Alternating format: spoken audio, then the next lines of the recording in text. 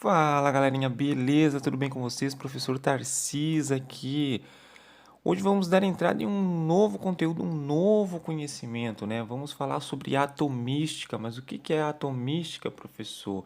Ou seja, vamos falar diretamente sobre o átomo, sobre a estrutura da matéria. Vamos entender essas pequenas partículas que compõem toda a matéria que existe. Tranquilo? Então vamos lá, segue a videoaula. Então vamos começar falando um pouquinho sobre o conceito, né, de átomo, que teve sua origem lá na Grécia por volta de 400 a.C.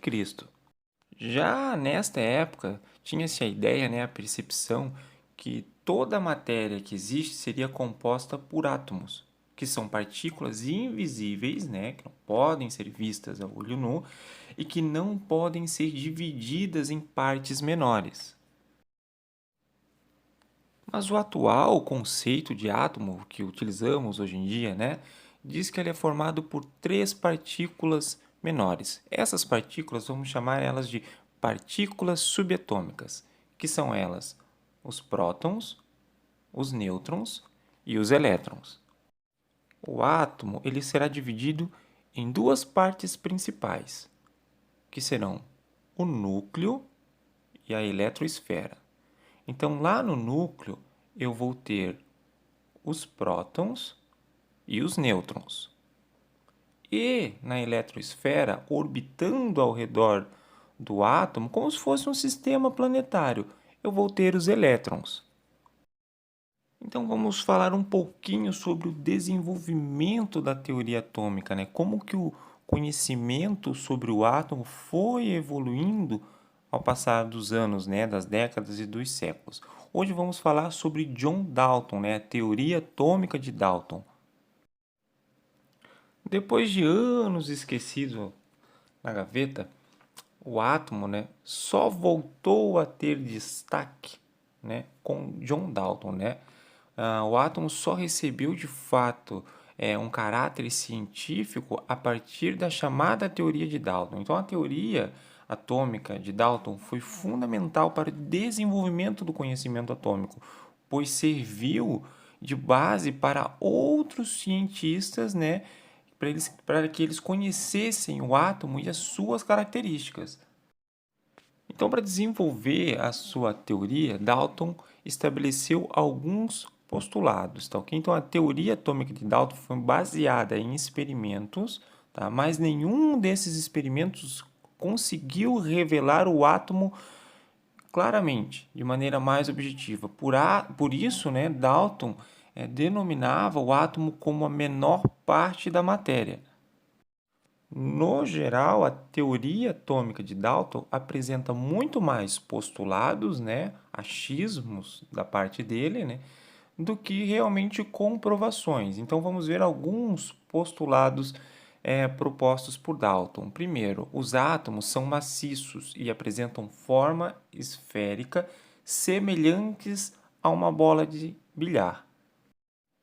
No segundo postulado de Dalton, ele dizia o seguinte, que os átomos eram indivisíveis, ou seja, que eles não poderiam ser divididos em partes menores. Hoje temos o conhecimento que não é bem assim, que o átomo, né, é formado por outras três partículas subatômicas. Entre esses outros postulados de Dalton diziam o seguinte, que os átomos são indestrutíveis, né? O elemento químico é um conjunto de átomos com as mesmas propriedades, tamanho e massa. Ele também falava que os átomos de diferentes elementos químicos apresentam propriedades diferentes uns dos outros. Tá? Esses são alguns, entre outros postulados que Dalton estabeleceu.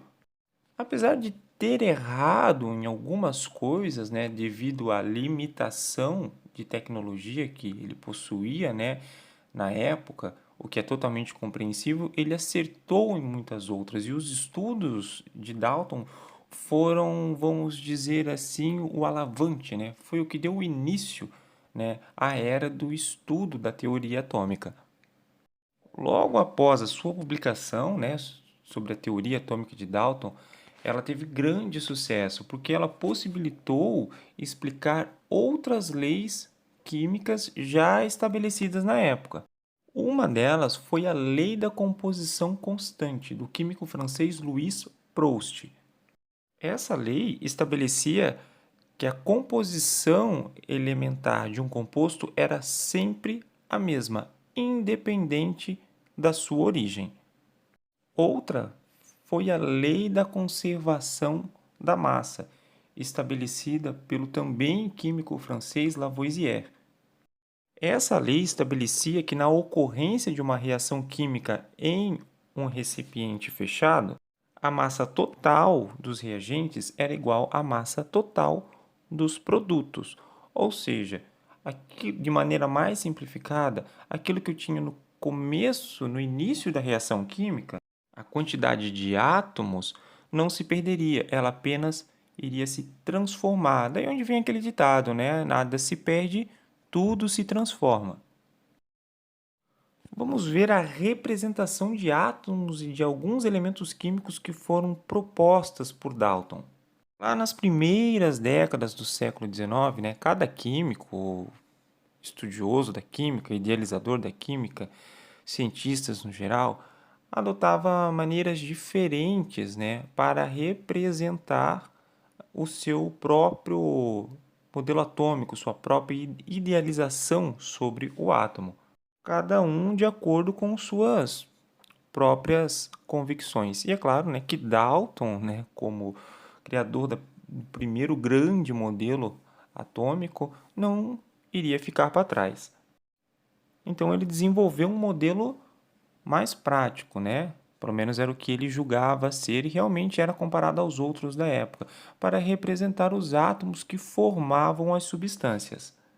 Dalton desenvolveu os seus símbolos semelhantes aos símbolos que eram utilizados na antiga alquimia, porém cada átomo com o seu símbolo próprio. Assim, a fórmula de uma substância nada mais era do que a representação pela junção destes mesmos símbolos. Bom, galerinha, essa foi a aula de hoje. Nas próximas aulas vamos dar continuidade, né, sobre a teoria do desenvolvimento atômico. Vamos entender tudo o que se passou pelo estudo do átomo até chegar nos dias de hoje. Como deverzinho de casa, vocês vão pesquisar quais eram os símbolos propostos por John Dalton para cada átomo. Vocês vão desenhar eles e vão mandar para mim. É isso, um abraço e bons estudos!